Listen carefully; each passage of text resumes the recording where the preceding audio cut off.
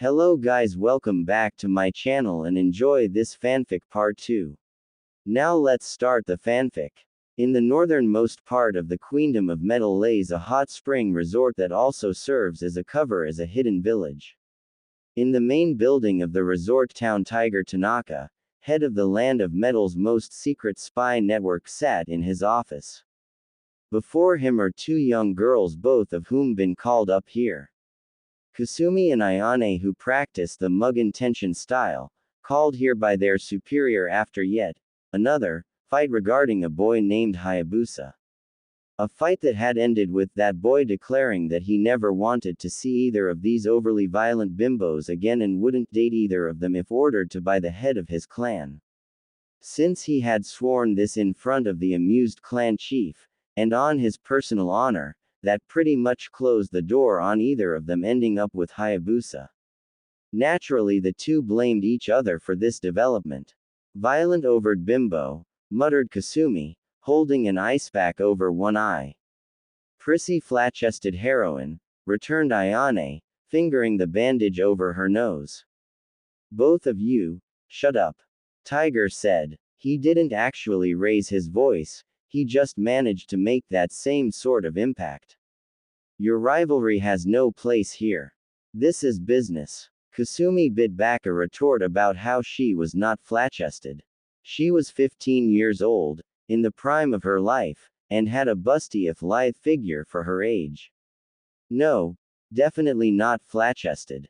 She was cute when she was younger, now in full bloom, with reddish-brown hair that didn't look horribly out of place, and soft brown eyes that could glisten with tears on a moment's notice. Ayane would have liked to mention her own stats in reply. She was also 15 years old and had been Kasumi's rival for most of the past 10 years. The same height, though slightly lighter, except that her bust was slightly bigger. Something she delighted in pointing out to Kasumi.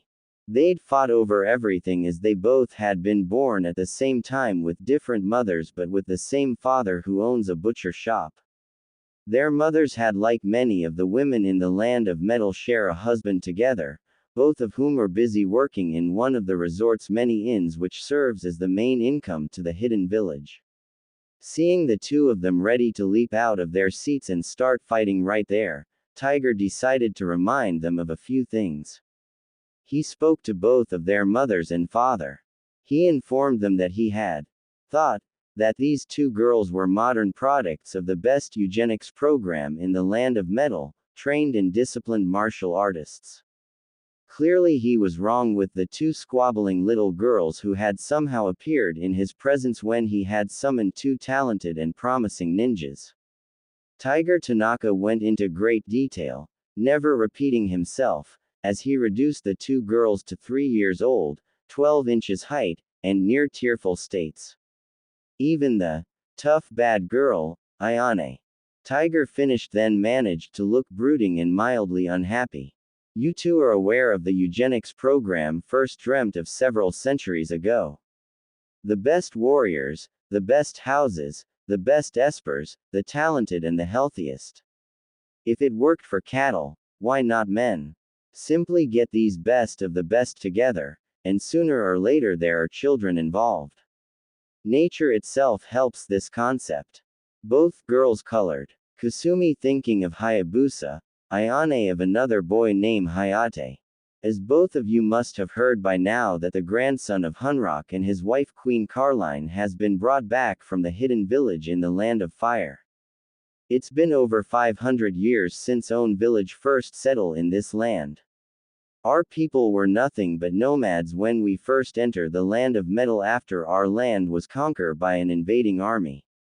We have served the royal house of Delmo in gratitude for giving us a home to call for our own. We have served as a network for gathering information on the movements of other nations. Now with a male heir to the throne, our clan can have a tie to the royal house of Delmo. Tiger waited for the realization to penetrate. They were both quite comely. Kasumi with her mix of classic metal features with just the right amount of mixed blood to give her a slightly exotic look. Ayane, who looked even more exotic, with her pale hair and flair for what would be unbearably cute costumes were she not so harsh and deadly in personality. Then both realized what he had said and their eyes widened and mouths dropped at the same time. You can't mean. Tiger nodded. Oh, admittedly the boy is only 12. You'd have to wait a few years for marriage. But. Kasumi flushed at the thought of what the boss was suggesting.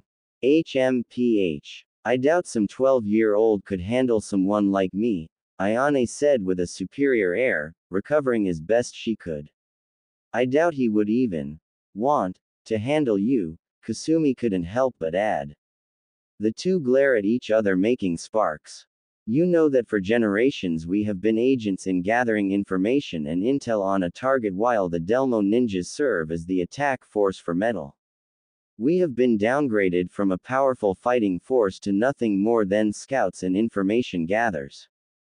You two are the best this village has produced in years, showing how far we have fallen from what we used to be. But this to many of our clan members doesn't matter, as ever since the first hot spring was discovered here, we have been turned into inn-owners and merchants than the powerful warriors we once were. We have now become nothing more than spies and work as an information network for Delmo, since so many people from other nations come here for some R&R in the springs. And which most of the young men find enjoyable as breeders, since we're the one of the only villages left that doesn't have a majority of the women here with the bloodline in their veins. Yeah, we know. Kasumi spoke up, as many of the boys of the village that are older than she is have already slept with girls with the Delmo bloodline. As when the girls from Delmo reach the age of maturity, they go and visit one of the villages who doesn't have much of the bloodline flowing around, find a guy and get busy. It's considered a rite of passage for those girls who going to become full-fledged Delmos. Our moms sometimes let one of their friends sleep with dad to have a child, Ayane said flatly, remembering the parties that her mom throws when one or more of her single friends drops by. When she was younger, she always wondered why her dad looked so tried while her mom, Kasumi's mom, and her friends looked so energetic. Now that she's older and learned about the birds and the bees, it does explain all of the moaning and screaming coming from her parents' room. But now with a male Delmo who is from the royal family who has the strongest of the bloodline power, we have the means to introduce the bloodline into our clan. Even if you two become nothing more than concubines to him, as long as there's children born between you three, our clan will be able to become the fighting force it used to be. So remember the motto of our clan. Ayane closed her eyes, and then frowned. To protect the world from devastation. To unite all peoples within our nation. Kasumi blinked. To fight for things like truth and love, continued Ayane. Tiger rubbed the bridge of his nose briefly. No. And I can see your training has not been nearly strict enough. Both of you will go to Ironmount. I will review your folders and decide which of you will act as support for the other, and who will approach Prince Naruto. Kasumi looked at Ayane. Ayane looked at Kasumi. They both made retching noises. Tiger pressed a button. The chairs, and their occupants in them, dropped into a room far below. Yes, they definitely need more training. Far south of the land of metal. Zhu Rong wiped her brow with the back of her hand, flicking droplets of perspiration off her skin. The jungle air was humid and very hot, her entire body shimmered with sweat. Due to the hardships of living in the wild, her body was physically ravishing, toned without losing a hint of femininity or sensual beauty. Her breasts were large and supple beneath the makeshift top made of lion skin, which she took from an already dead lion a long time ago. Her face was extremely beautiful and she had blonde hair that spilled to the middle of her back. Men back in civilization lusted for women like her. She is the wife of Meng Huo, king of the Nanman tribes, and claimed to be descended from the fire god from whom she acquired her name. She is a warrior queen who takes care of others. Much like her fire god namesake, Zhu Rong loves to begin an attack. She dedicates her life to supporting Meng Huo, in the hope that he will be regarded as a great king. Her personal weapon is a massive three-sided boomerang, which she wields easily. She also mastered all of the fire jutsus that she could get her hands upon. Even the best fire-using jutsus Konoha nin to the north found her to be a challenge in battle. Even with their unlimited charka, they could barely last long enough for Zhu Rong to run out of charka. She has 4 bodyguards with her. The women warriors of Nanman are known as Amazons. The Amazons with her are towering brunettes, just over 6 feet tall, so they practically dwarfed Zhu Rong's 5 foot 7 feet of height. They wore the traditional leathers of their tribes, a short skirt that displayed their long, well-muscled and toned legs, and small studded leather halter that pushed up their ample s. Although the Amazons' bodyguards are tall and physically dominating, they are also very beautiful. They join her for a bit of training as she likes to keep her body in shape to fight. Her skin hot and sticky from a long day of running and swinging through the humid jungle, Zhu Rong could not help but smile with relief at the sudden sight of a waterfall in its cool torrential waters. She untied the cord that held her lion skin top together, freeing her long confined s. Next she untied her loincloth and hung both garments on a tree branch. Completely naked, she dove into the cool pond that was fed by the waterfall and swam gracefully to the edge to the mouth of the waterfall. She closed her eyes as she stepped beneath the rushing water, feeling it wash away the day's sweat and grime on her body while cooling her hot skin.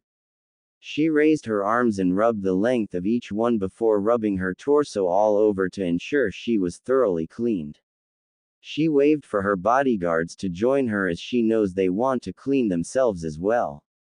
They smiled as they took off their clothes and joined their queen in the jungle pool. Her bodyguards are very close to her as they have been together for a very long time now, and came to know every part of each other's bodies, up close and personal. They were settling in the pool when they felt someone coming to them.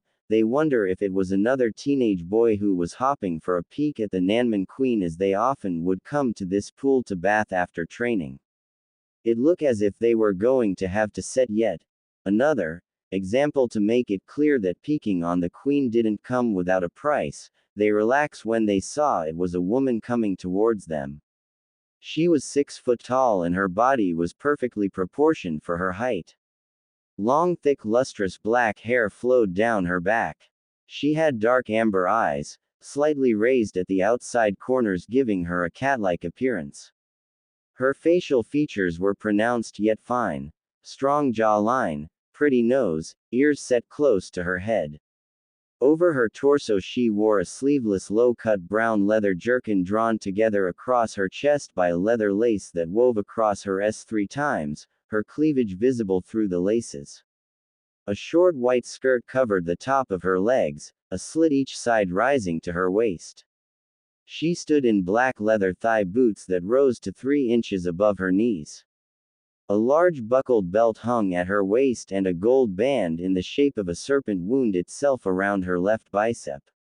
A necklace of various charms hung around her neck. Perhaps most striking was her body. Her muscles were taut, toned, hard, beyond anything they had ever seen. Not massive, just incredibly fit and remarkably defined. So feminine and so very wide.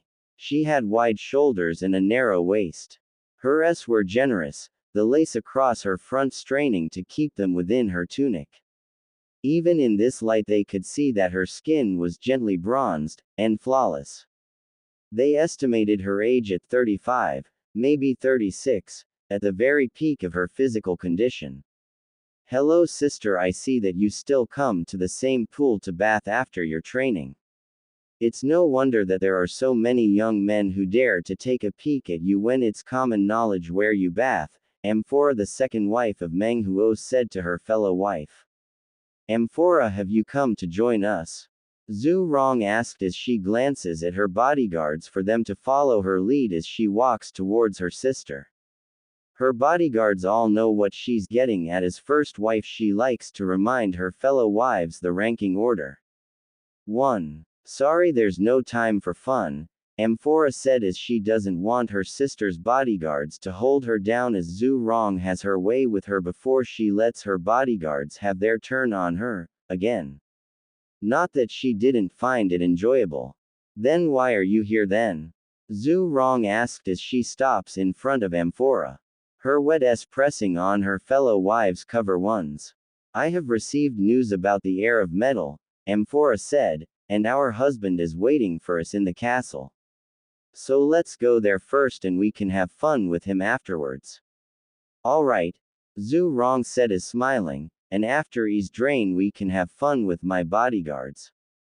Deal, Amphora said as she would enjoy that, and from the looks on the bodyguards' faces so would they. In Nanzog, the capital city of Nanman, the first time a traveler would enter the capital city were always amazed at the incredible architecture. Huge stone columns were everywhere and the high-roofed buildings stood like proud monuments.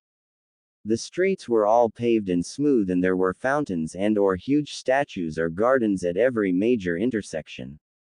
The city, itself, was absolutely huge and the number of people who lived here must have been mind-boggling. First-timers could only gawk at the magnificent architecture and beautiful splendor. It might have been hell for them to come here through the hot jungle around the city, but it looked like paradise. In the center of the city is a large pyramid that serves as the royal palace. Zhu Rong and Amphora walked past the guards and servants of palace as they made their way to their husband. The throne chamber is huge and looked more like a temple, with its marble pillars and smooth granite floor. The vaulted ceiling was a full 50 feet high and dappled beams of daylight shone down from above. The entire palace was cool and airy, despite the high heat and humidity of the jungle nearby. The two queens walked forward, between the two hulking warriors guarding the chamber, and approached the throne. The huge, dark-skinned man's massive bulk reclined into expansive luxurious cushions, his entire concentration focused upon his two head wives as they enter the room.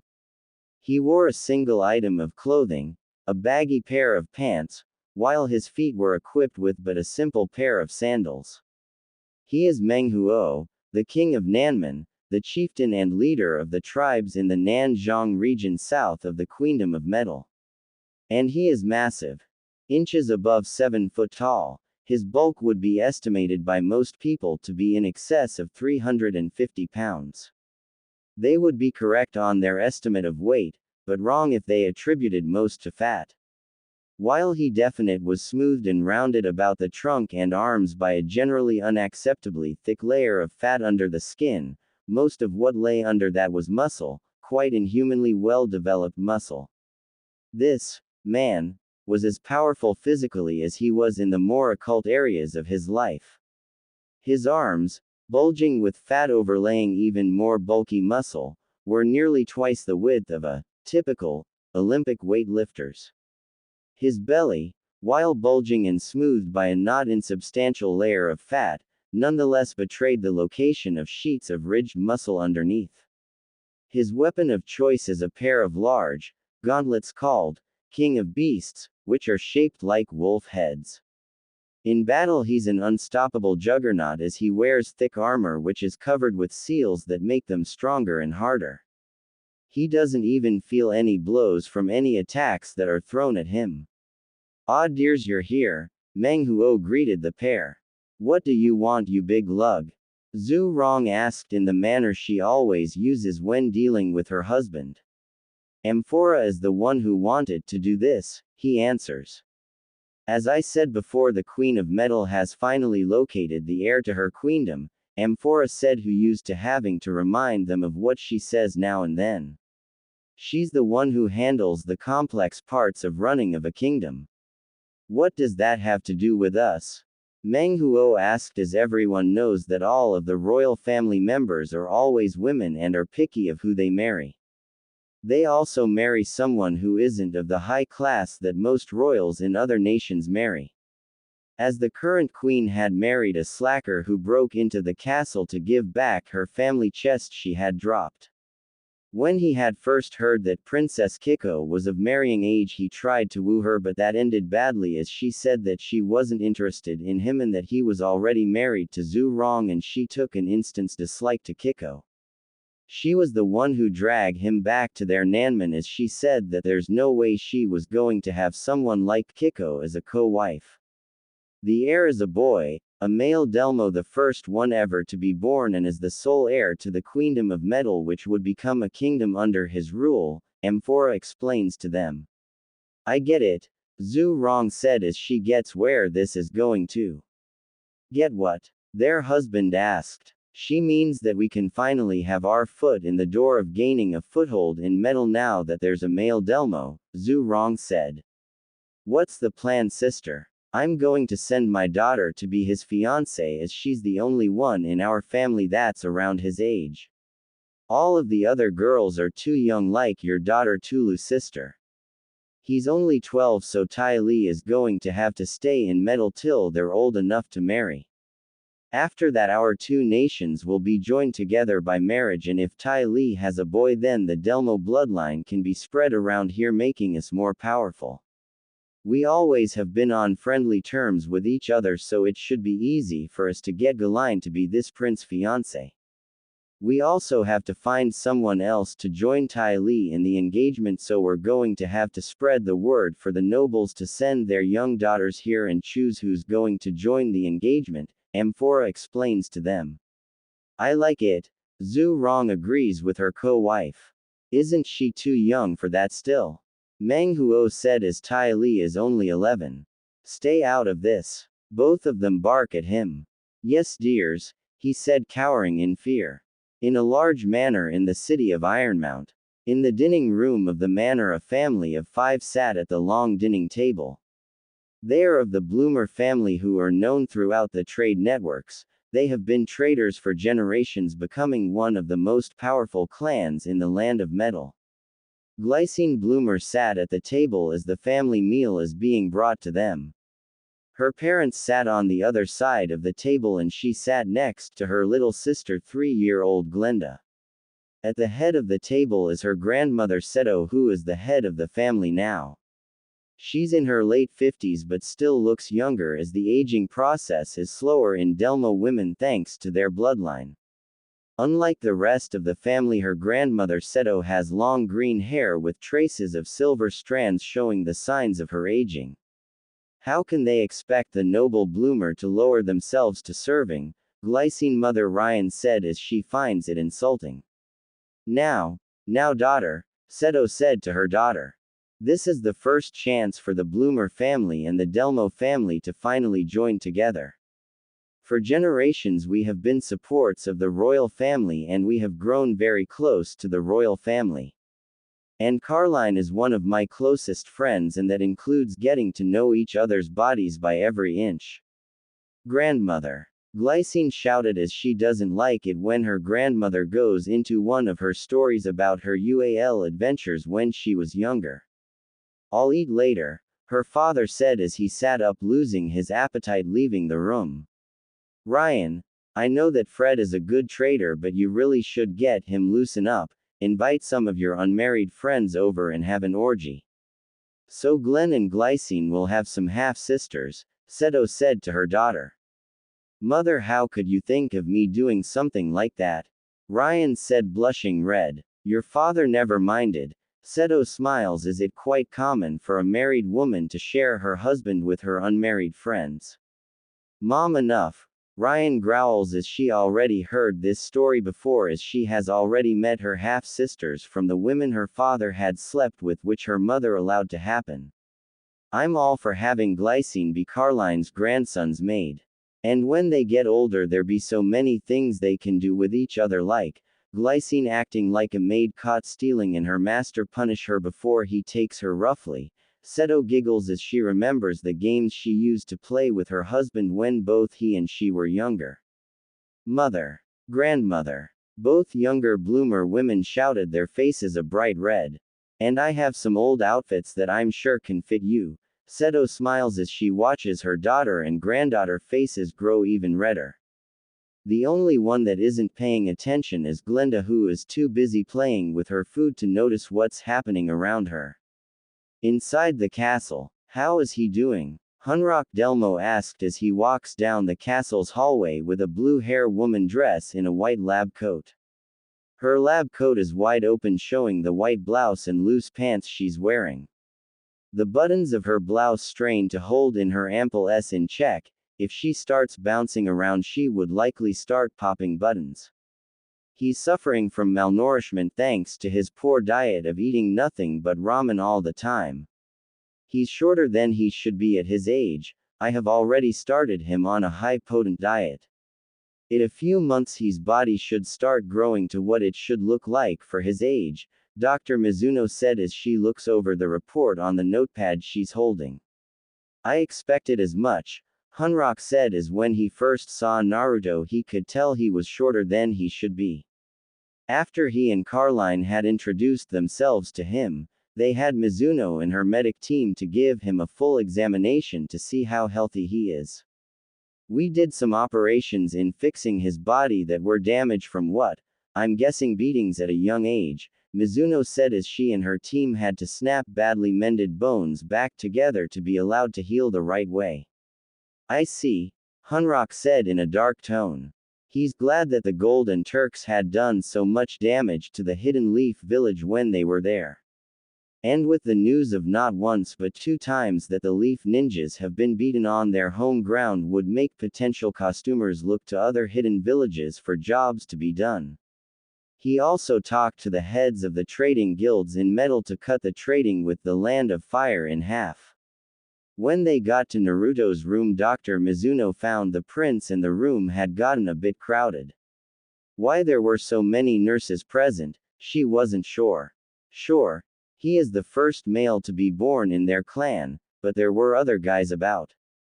And why was his blanket thrown back? Dr. Mizuno. I mean we were just checking his. Kumori Mizuno eyed the panicked nurse, the Candy Stripe assistants, and all the others showing signs of distress, embarrassment and lust. She looked puzzled and then at the still unconscious boy. Eyes twitching under his lids, slight jerking motions at the extremities, all signs of REM sleep, even his. The royal nurse cleared her throat. Well, you've checked his catheter placement. Now give the poor boy some privacy. Watching with some amusement as the various nurses scurried out, Dr. Mizuno covered the boy with the blanket, her eyebrows still raised. Well, I always wonder what the Delmo bloodline would do for a guy. It makes us women stack, and it makes guys well endowed. Now that's my man of a grandson, Hunrock said as he sees why the nurses were all in Naruto's room. Yes, he is, Dr. Mizuno said as she couldn't help but stare at the sleeping boy's manly body part and drool. I hope that he won't hurt the girl who makes him a man too much. Unless one of you older women gets to him first, Hunrock said as he sees how the doctor is drooling. I'll watch over him while you get Reno and Rudo to guard the door. What, you don't think we can't protect him? One of the red Delmos outside the door yells. I know you two can, but of course what's stopping you two from coming inside and getting personal with my grandson? He asked them, making both the guards to turn red as their uniforms. I'll go get those two, Dr. Mizuno said as she snaps out of her wet daydream and heads out to find the 2 Turks members and take a cold shower afterwards. In another part of the castle, footsteps echoed across the polished marble floor as Tiger General Xuan Yu entered the royal entry chamber of the queen. Xuan Yu. She passed a pair of elite red Delmo guards women and saluted them with a fist on her chest. The guards returned her salute and she passed by them into the massive hallway beyond. She gazed at the statuary and expensive tapestries which lined the hallway, but she dared not slow her pace to stare at these marvels. At the end of the hallway was a huge oaken double door, banded in iron, and decorated with carvings. At either side of the door stood 2 red Delmos in full armor who must have been both 7 feet tall and both carried barbed spears. Xuan Yu was not a large woman, only some 5.5 feet tall, but she radiated a power and confidence that any great warrior would envy. A skillful commander as well as a powerful jutsu user, Xuan Yu is the queen's right hand. I see you're late, Diao Chan said to her rival, smirking as she did so as she walks towards the door. The expression seemed to irritate Xuan Yu. She fixed her cold black eyes on Diao Chan, making the general, who's also a dancer when she's not on duty, giggle in response. Xuan Yu's face was pale and beautiful. Her eyes, the small proud nose and faintly pouting lips were all Diao Chan could see of her body. The rest was encased in golden armor. A high-peaked helm and a long coat of iron plates hid any trace of womanly curves. Diao Chan guessed that Xuan Yu would have a compact, muscular body, very different from her own lush curves. Diao Chan was a few inches taller than the general, her long brown hair pinned up in an elaborate series of loops bound with yellow ribbons. Her skin was flawless, pale pink, silky soft to the touch.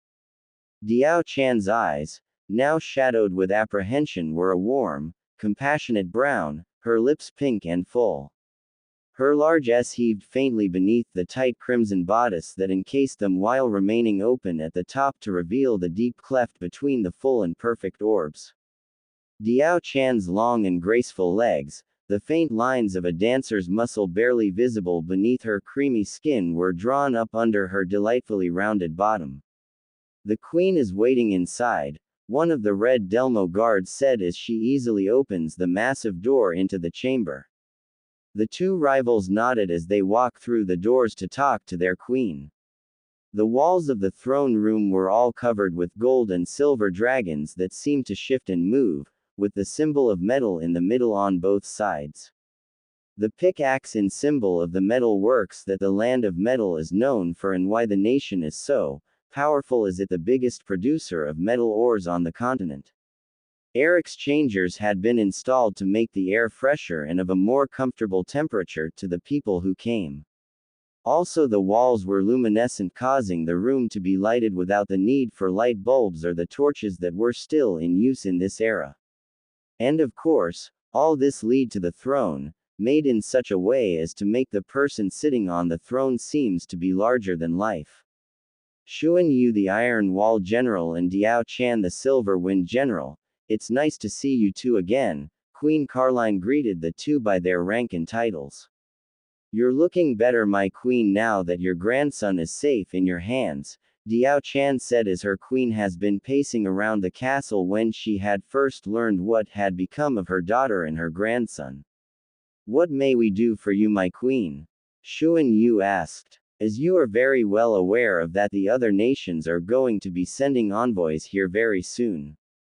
The news of there being a male Delmo will soon reach the far corners of the world, and the nations and hidden villages will be clamoring to have Naruto to impregnate one of their women they're going to send in the envoys. This is the first time that the Delmo bloodline can be passed down to a clan outside of metal as a male. Naruto will be able to impregnate as many women as his body will be able to handle. He's going to need to be protected by attempts of kidnapping and rape, as some of the clans will be desperate to have our bloodline in theirs, Caroline explains. How many do you want to guard him? Xuan Yu asked. As many as it takes to keep him safe, Caroline said. There will be assassinations attempts on his life, as there are many who will pay a king's ransom to see that there's no heir to the throne. In the chaos that follows in the fight for the throne, enemy nations will try to invade or take over the trade routes that are in our control. I have already doubled the red Delmos in the castle and have gold Delmos watching for any strange actives in the city. Even the white Delmos have been stepping up to meet my demands in them. My husband's Turk's unit have already assigned the 7 personal servants to our grandson close to his age, so he'll be able to make some friends. The white Delmos do serve as the royal bodyguards, but they also serve as the commanders for the other Delmos. I want a unit whose sole purpose is to protect Naruto at all cost, which will be called the Killer Bees. As bees will die to protect their queen, I want these killer bees to die to protect Naruto. I will search throughout my ranks to find women who are suitable to protect Prince Naruto, Diao-chan said as she bows to her queen. As so will I, Xuan Yu said as well, not wanting to be upstaged by her rival. There's no need for that. I have already chosen 13 young women to place into the Killer Bee unit, Queen Carline said. She raised her right hand and gave a slight wave, and 2 white Delmos suddenly appeared in front of the 2 generals, handing them each a folder before disappearing again. Each of these girls are 3 years older than Naruto, so there won't be a big age gap between them. I expect them to never let Naruto out of their sights, and no more than 2 will ever be left alone with him. You 2 are the best generals of metal, and I want you 2 to train them to their limits in making sure they'll be the best bodyguards of metal when you're done with them. Yes, Ma. Both of them barked at the same time. The 2 generals read through the folders containing the information on all of the girls chosen, as well as a full-length picture of what they look like in the folders. The first girl is Kami, a petite girl with blue eyes and unusually long blonde pigtails with a scar on her left cheek. Junie, a blonde with short hair, stands. She specializes in unarmed combat. Julie has short light brown hair. She specializes in unarmed combat as well and is the bustiest of all of the girls in the folder. Anero has pink hair with short ponytails. She specializes in communications, carrying a microphone with her. She can use a sound jutsu with her voice to make a sonic scream. Favrier has short purple hair. She specializes in using crossbows and other long-range weapons. Mars short purple hair. She specializes in information gathering and recon. She can make herself invisible at will. Aprile, a redhead with short hair. She specializes as a medic. And using her medical knowledge knows every pressure point on the human body. Satsuki with short brown hair. She specializes in sword fighting. She can focus her charka into her sword and make energy blades that can cut through anything that shoots out of her sword at will. Santamu with wild brown hair and tan skin. She specializes in spear fighting and is accompanied by a pet monkey. She is a natural climber who can scale almost any kind of surface, has fast footwork. Shiyu with short brown hair. She specializes in using nunchaku. She can disconnect any part of her body at will like a rag doll, letting her launch attacks in any kind of position. Jianyu has short black hair. She specializes in using a quarterstaff. Her eyes can see the weak spots in anything that stands before her. Noembalu, she had tan skin and brown locks of hair. She specializes in fighting with twin hatchets. She is the strongest of all of them and can make her body as hard and strong as steel. Decapri, her appearance resembles Kami with a black gas mask. She can shut down her body's nervous system, letting her push herself longer and harder than any normal person can ever do. Impressive collection of girls here, Xuan Yu said, looking over the list. We'll start their training right away, Diao-chan said. You may take your leave now, Carline said. The 2 generals bowed before they left the throne room. Once the doors of the room closed, the Age Queen called out, "You can come out now, Setsuna." "Yes, my queen," Setsuna said as she kneels before her. The news media are going to broadcast the news about Naruto tonight, and after that you'll know what will happen. We're already being flooded with letters for engagements from all of the clans of metal already. And once the news breaks out on TV, there's going to be a tidal wave of letters. The mailroom staff members are already on the verge of going on strike with all of the letters they have to handle. Something must be done or Naruto won't be able to step out of the castle without girls chasing after him. And it won't be like what happens when a single cute guy wanders into the village and young women who are so man-hungry that they'll chase him down and take him right in the middle of the street.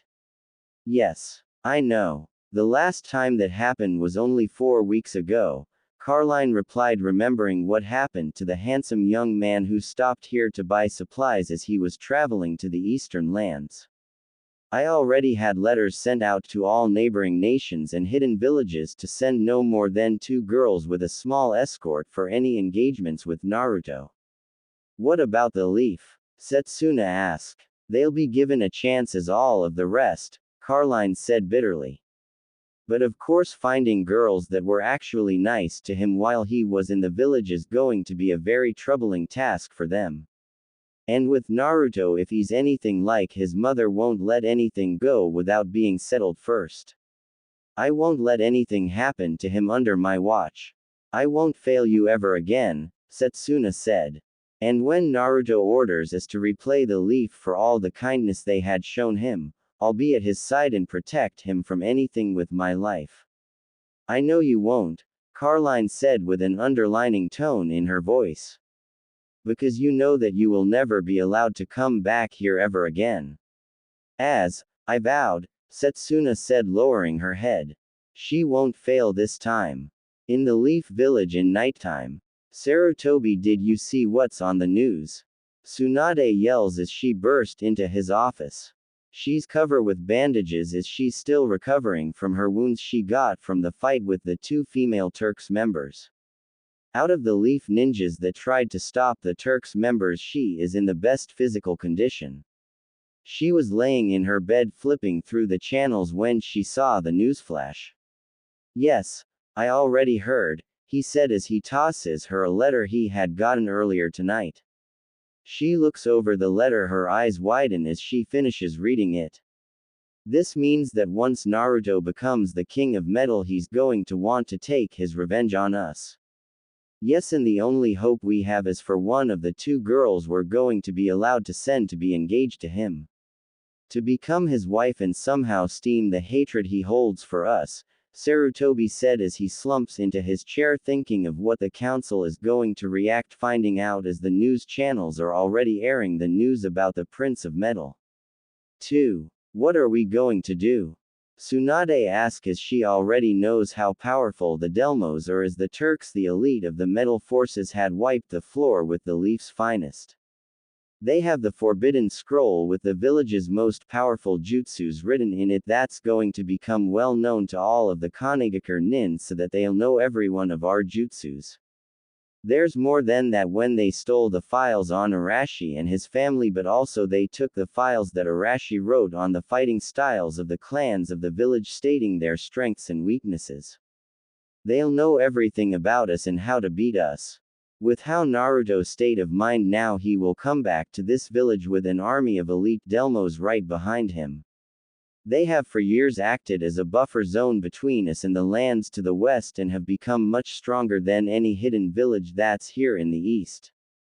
What's the plan then? Tsunade asked, not wanting everything her grandfather worked for to build to be destroyed. Have everyone look into which girls that Naruto knows is on friendly terms with him. We're going to send 2 girls of this village to Ironmount. There's no way we'll be able to take on a nation like Metal. They're stronger and have more numbers and allies than we do. But there is still the problem of finding girls who acted friendly with him and whose parents haven't chased him away. Arashi must be ashamed of what this village has done to his son, Tsunade said as she knows there very little chance of finding 1 but 2 girls who actually are Naruto's friends. I know, Sarutobi sighed as he knows what's going to happen tomorrow morning as the news breaks out all over the village. The boy that's hated as a prince heir to the throne of metal, one of the most powerful nations in the world, who hates them in return. Cue the opening music of Please Twins. In 2 bedrooms of the village, 2 young girls sat and watched as a newsflash suddenly flashed across scene, interrupting the show they were watching. One of the girls works in a ramen stand. The other lives in a large manor of the strongest clan of the village. 2 girls who shouldn't have anything that connects them, but something, no someone does, connect them to each other. The 2 sets of eyes, one dark the other white, widen as they see who it is shown on the screen. Both spoke and both said the same thing: Naruto is a prince. Sunagakur, literally village hidden among sand, is one of the 5 great ninja villages, and as such has a cage as its leader, known as the Cage. With its military forces being scaled down by the Land of Wind's Lord, the 4th Cage realized that they had to increase the quality of each ninja to maintain a military force. As more time passed, the Lord started commissioning Konoha with requests he should have been making to Sunagakur. On top of that, he had begun cutting back on Sunagakur's military budget. After hearing about the attacks on the Leaf, the Cage was overjoyed, as this would mean that the Leaf would be spending more time on rebuilding their village than doing missions. The Sand would be taking jobs that the Leaf would normally have been taking from them.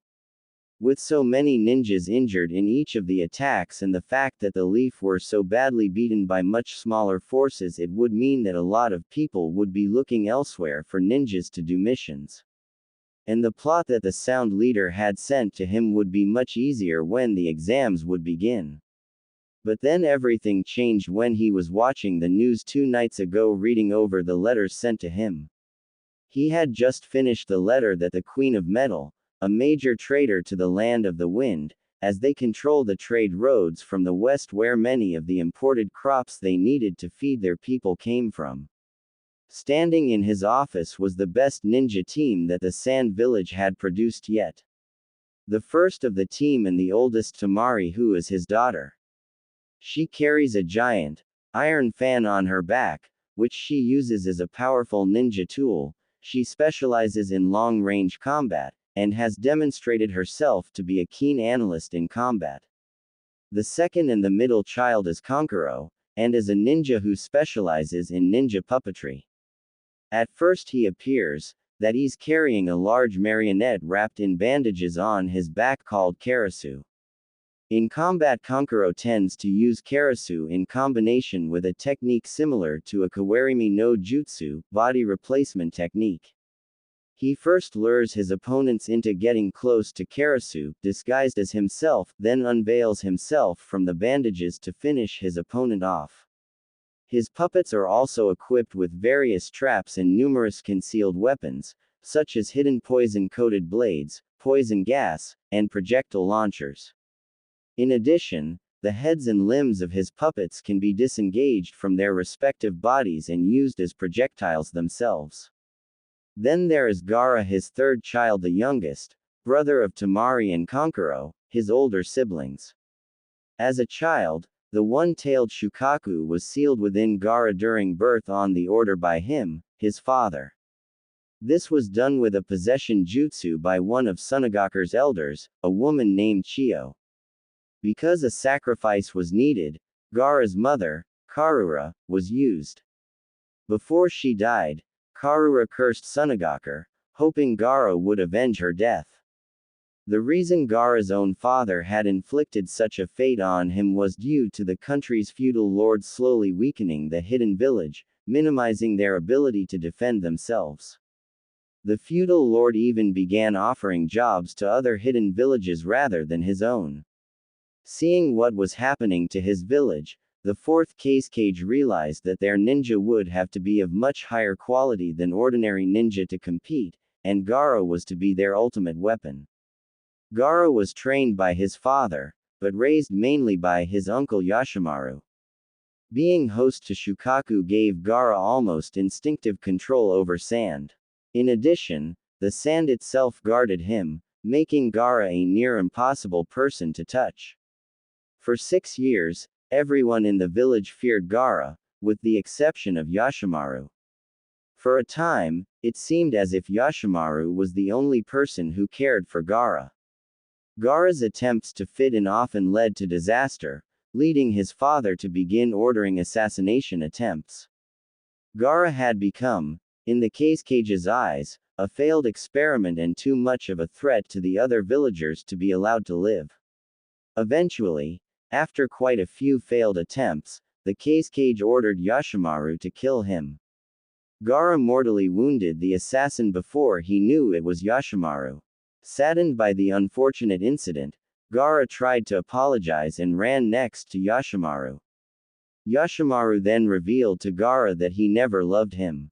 In fact, despite trying to love him, Yoshimaru always resented Gaara for taking the life of his beloved sister, who was Gaara's mother. Yoshimaru also revealed the source of Gaara's name, Werwo I Surushira, a self-loving carnage. Before Yoshimaru died, he opened his vest to reveal explosive notes, and gave his final words, "Please die." Gaara survived, protected by the sand.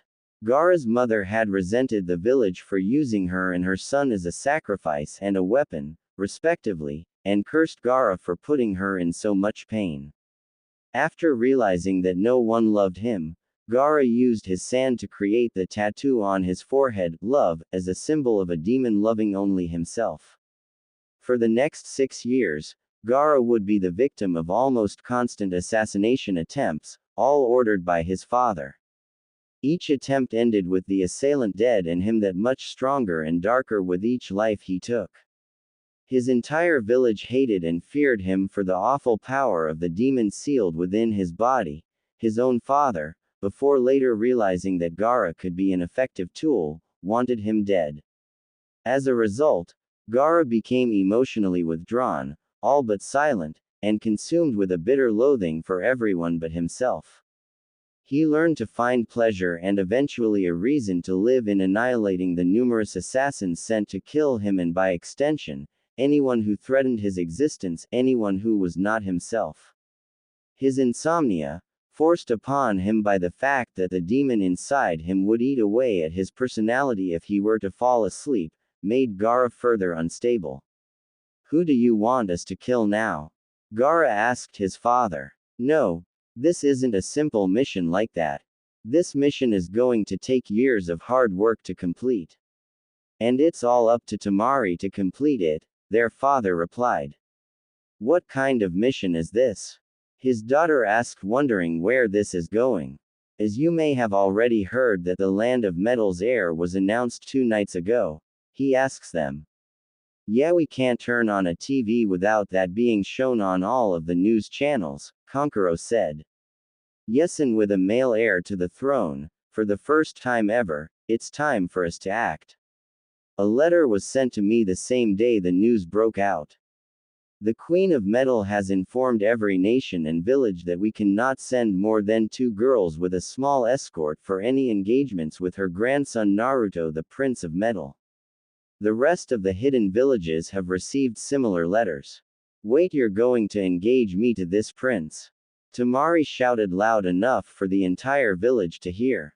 "Yes, I am," her father said as he waited for his ears to stop ringing. "Your brothers are going to be your escort. In 2 months you all are going to go to the Land of Metal, and will then enroll into their ninja school while trying to attract Prince Naruto to you. In the meantime you're going to train with the older kunoichis in the art of seduction. If this mission goes as planned, the Delmo bloodline will be introduced into the village, making us the strongest in the east." "Why bother?" Gaara snorted. "Because, even with the Shukaku inside of you, compared to the Delmos and the others nins in the west, you're nothing more than a rank B ninja compared to the ones beyond the Land of Metal." All of his children's eyes widened at the fact Gaara would rank no more than a B-class ninja. "The Land of Metal has been our shield protecting us from the fighters from the Western nations, but this has also weakened us as we have never had to train at the kind of level or fought against the forces of the Western lands. When the gold Delmos of Metal took Naruto from the Leaf, there were no more than 6 of them. They alone injured many of the Leaf ninjas, and destroyed many buildings before they escaped by an airship. Then the Turks, the elitist of the Special Forces of Metal, numbering in 12, came to steal the belongings of the 4th Hokage and his wife, who was none other than the current queen's only daughter. These 2 are Naruto's parents. They took out all of the best ninjas of the Leaf that were thrown at them, including 2 of the 3 legendary Sanins. So there's people that are even stronger than me," Gaara said as it filled him with joy at the through of becoming even stronger by facing people in the West. "While there you are to refrain from killing or maiming, Anything of that will break off your sister's engagement with the prince, his father said. And while there you won't have to worry about assassination attempts from me. Anything that might cause harm to the prince by any of the villages or nations will have the offending nation or village engagement broken off. And that's something that we can't risk with so much to gain. Who else is going to be engaged to him? His daughter asked. The village council is still deciding on that. We have 2 months before the engagement starts. So all of you should preparing to leave for Ironmount, in the 2 months before you have to leave. Why are you letting me go? Gaara asked, knowing that his father would never let him go somewhere without having something up his sleeves. Because the prince is just like you, he stated as he presented the letter he had received from Metal. It's all in the letter. Queen Carline wants everyone who's engaged to her grandson to know the secret that was kept hidden by the leaf. The 3 siblings stared as they began reading the letter and what was written about the Prince of Metal. In another hidden village, Zaku Abumi is a Genin-level ninja from the Hidden Sound Village. Like many sound ninja, he has been physically altered with unnatural enhancements that enhance his abilities. In his case, he was fitted with hollow air tubes that extend through his arms and open through his hands, allowing him to propel a combination of air pressure and sound in various ratios, controlled by his chakra. He's wondering why their leader had called him and his team to his office. The only female member of his team, Kintsuchi, is a Genin-level ninja as well. She uses a combination of bells, strings, and needles to confuse her enemies. In battles, the bells cause a genjutsu, further confusing and disorientating her opponent. And the last is Dosu Kinyuda. Out of all of them, he is the strongest. Dosu is equipped with a special speaker tied to his wrist which serves to amplify sound waves and dramatically strengthen his sound-based attacks. Even if his attack is blocked, the sound waves caused by his speakers are enough to harm the one he's attacking. Let me get right down to the point, Orochimaru said to 3 ninjas present. The Queen of Metal has sent all of the hidden villages letters with rules about engagements with her grandson. I can only send 2 girls around this Prince Naruto's age and a small escort with them. I see then, I'm to be engaged to him, Kin stated, understanding her mission immediately. Yes, you and your team are going to go to the land of metal, Orochimaru explained. You'll be joined by Hana's team once they come back from their mission. We only have 2 months to get you and Hana ready to meet Prince Naruto.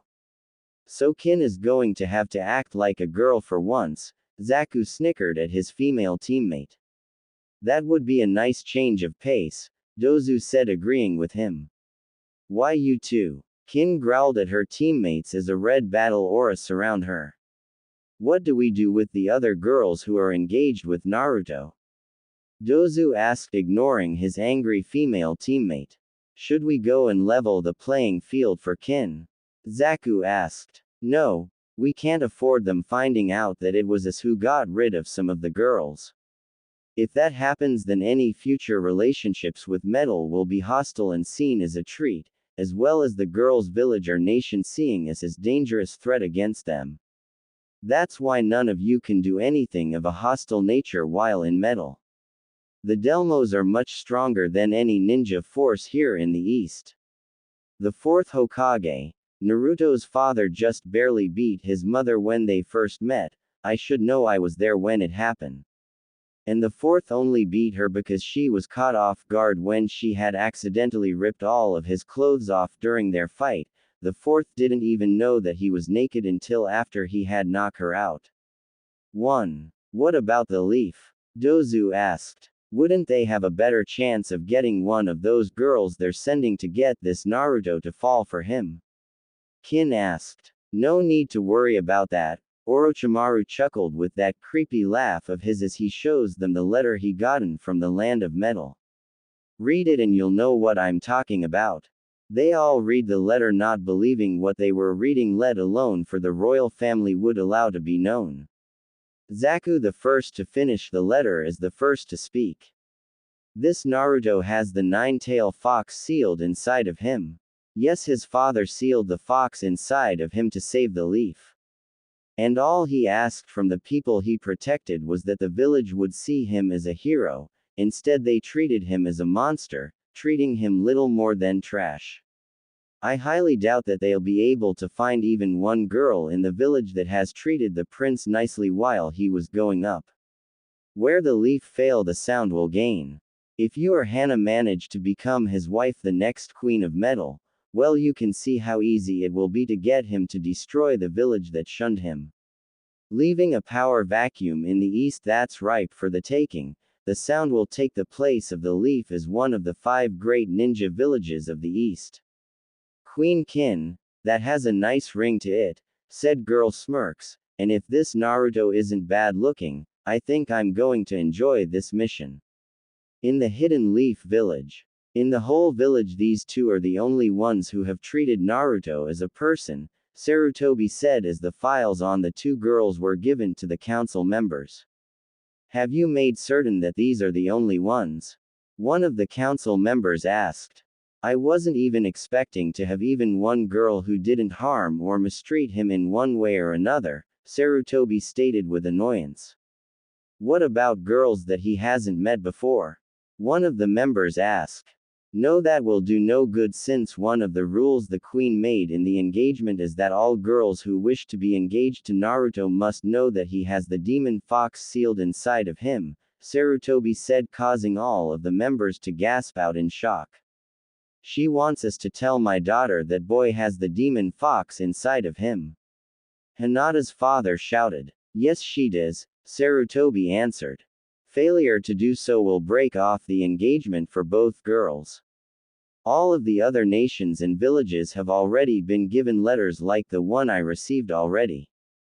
They know everything about Naruto and who his parents are. But once any girl in the village finds out that he has, one of the members started. They'll be too scared of him to be forced into the engagement. And even if they do, they will look at Naruto as the demon fox, making any kind of relationship between them impossible, Sarutobi finished. They're not even giving us a chance, one of the members growled out. And this village has never given Naruto a chance either, Sarutobi stated, causing the members to glare at him. Like it or not, the demon, as many of you see Naruto as, is the future king of metal, and once he is king he's going to come back here for his revenge. And before you all go about killing him before that happens, think about of what that kind of action is going to cause. The current queen, his grandmother, will point the finger at us and send out every Delmo she has to destroy us. Think about it. Remember Naruto's mother, Kiko. No matter how hard Arashi trained, he could never beat her. He only beat her the first time because she ripped off all of his clothes, distracting her long enough to knock her out. Yes, we all remember that day, one of the members chuckles. Too bad this village didn't see his son as a hero as he had wanted, or what we're facing now would have never happened, the third side, as he failed his friend. If they did, Naruto would have a bond with this village instead of hating it as he does now. Both of the girls, Hinata and Ayane, are going to have an extremely hard time of gaining any kind of trust with him. While they're trying to get any level of trust with him, the girls from the other villages are going to have the chance to get Naruto to fall for one of them instead. Leaving us to face the revenge that this village has planted into Naruto's heart. We're going to reap what we have sown. The escort we're going to send, can we send his teacher? One of the members asked. They all knew the relationship between them. No, that's out of the question, Sarutobi shouted. Naruto now thinks that Iruka hates him as all of the others in this village do. If they found out that he's still alive, they'll kill him on sight. And when Naruto was taken up on the mountain during the escape, I called out to him, but instead of coming to me he hid behind the women who took him. He was more scared of me than those women. He will never trust this village and will do everything he can to destroy it once he becomes king. What about the demon fox? One of the members shouted. Aren't they afraid of it breaking free? Another asked. Or it taking over the boy. Another pointed out. No, they're not. The seal Arashi used to seal the demon came from the lands to the west. Kiko was the one who gave it to him and taught him how to use it. The very same seal that was used to seal the ancient demon Hairdstone, the mountain-sized demon tortoise. The nine-tailed fox is nothing more than a pup to Hairdstone in age, and he is more powerful than the fox. If something like Hairdstone couldn't break free, there's no way that the nine-tailed fox would be able to escape either. This entire village has treated him like trash for no reason other than he contains the demon fox inside of him. How do you know this? Hiyashi asked. Because it's all written in the letter that was sent to me as well as the other villages and nations, Sarutobi explained. The reason why they're letting this information become public knowledge is because they have little fear of a group trying to take the fox away from Naruto that would kill him. As any group that does will have the entire Delmo army hot on their heels. There's no group or nation with the resources or the numbers to take on the entire Delmo army without suffering a terrible loss, win or lose. If this leaks out, one of the members started to sob but was cut off by the third. I'm afraid it's already too late for that. By tomorrow morning all the news stations and newspapers are going to print that story. All of the council members took on grim faces as they will know of what this will do to the name of the leaf. And the traders coming from the west are saying that the royal family of metal is having a trading band on the land of fire. The best that we can hope for is for trading to be cut in half. Our feudal lord is going to be looking elsewhere for mission to be done, just like the lord in the land of wind. Their weakening is slowly, first with the cost of rebuilding the damages that the two raids made, and with customers looking towards other villages. By the time Naruto is king, we'll be too weak to put up any kind of fight to stop the Delmos from destroying us, Sarutobi sighed. The only hope that is left to us are the two girls we're going to be sending to be engaged to him. In the Hyuga manor, Hinata curled up in her bed holding a pillow as she threw about what she has learned today. All of this time Naruto has been treated badly by the adults of the village, was because of the demon fox that his father the fourth had sealed inside of him to save it. She was shedding tears as she remembered all of the time that she had watched in the distance when he was alone. She held a letter sent by the Hokage that told her everything about the reason why Naruto was treated as he was and what she had to do to save the village. In the Ichiraku household that doubles as a ramen stand, Ayame lay on her back on her bed as she looks over the letter again. Naruto, the number one customer of the family ramen stand as his father was before him. The letter given to her by the third was that of an engagement of her to Naruto. Thinking of him, Ayame let out a smile. Every time he came over, she was the one who cheered him up.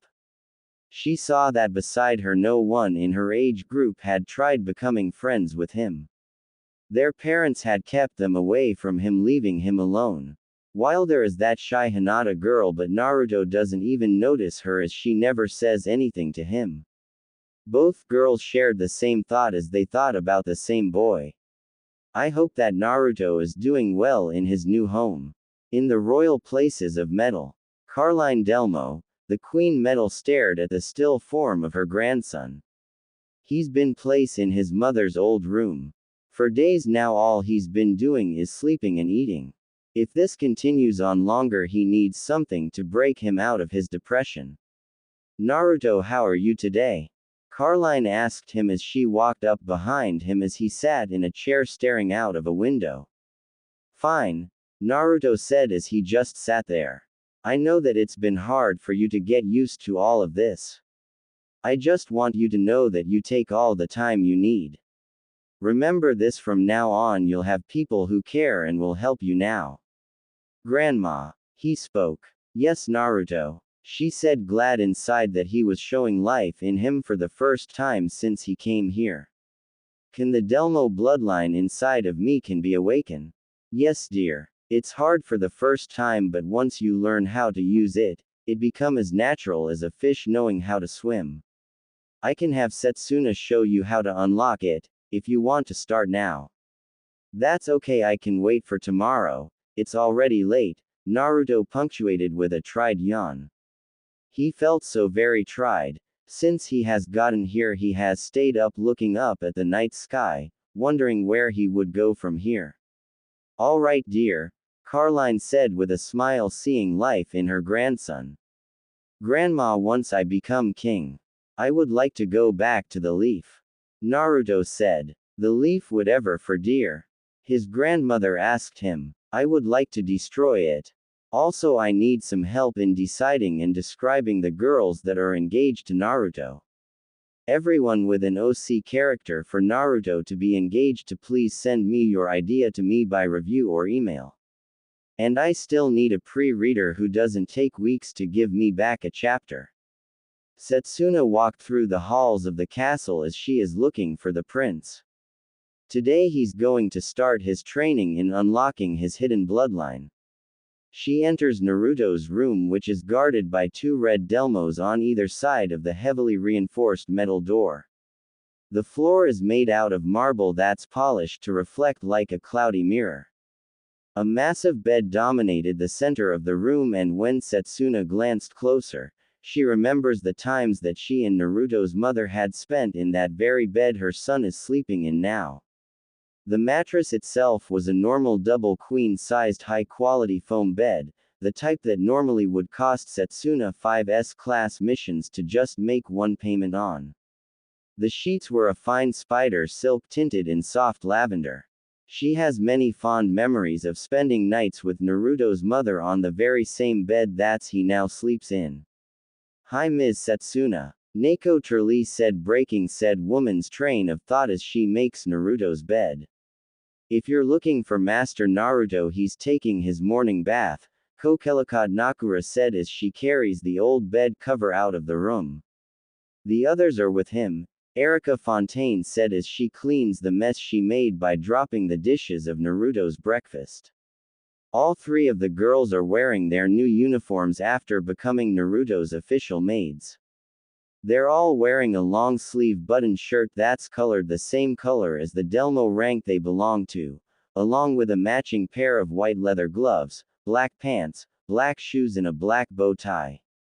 Which Setsuna finds quite charming as the outfits make them all look like high-class waiters. All right, thanks girls, Setsuna said to the younger girls. See you later, the trio chanted as the older woman left the room.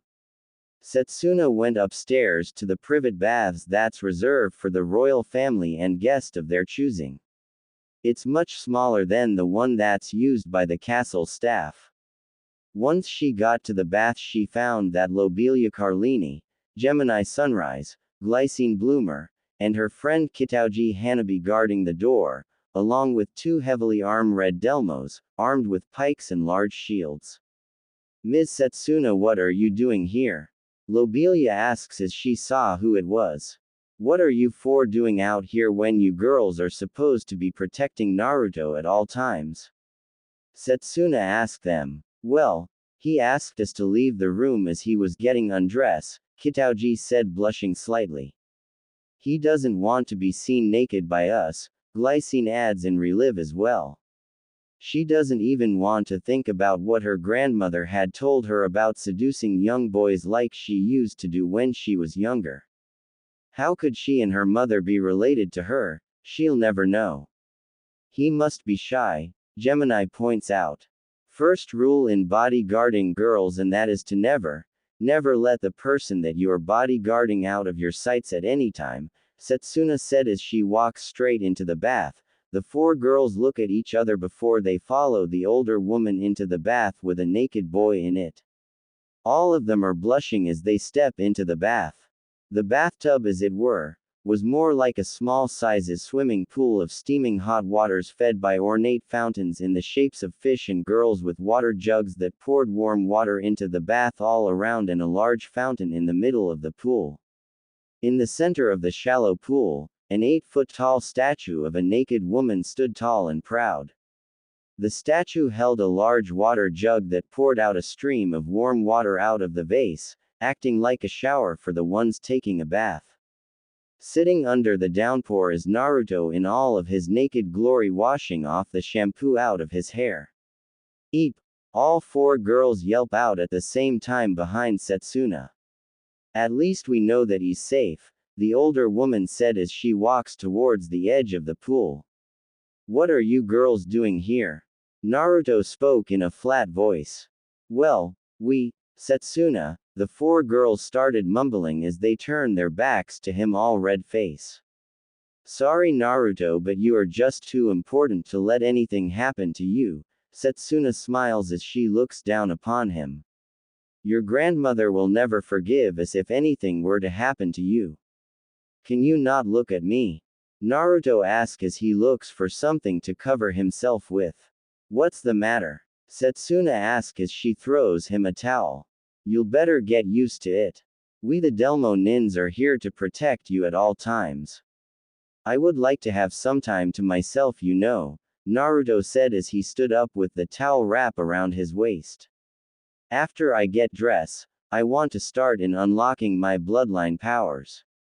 It's not an easy thing to unseal, you know, Setsuna said. With the seal on, you are going to have to unlock your powers by going to the shrine.